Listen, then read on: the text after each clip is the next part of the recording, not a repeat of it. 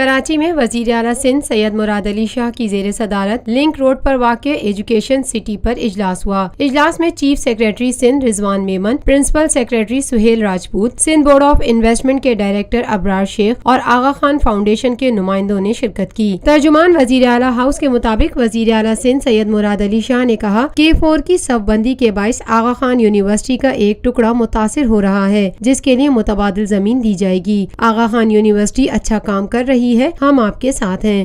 Lotus Lake Towers, a groundbreaking endeavor by Lotus Properties.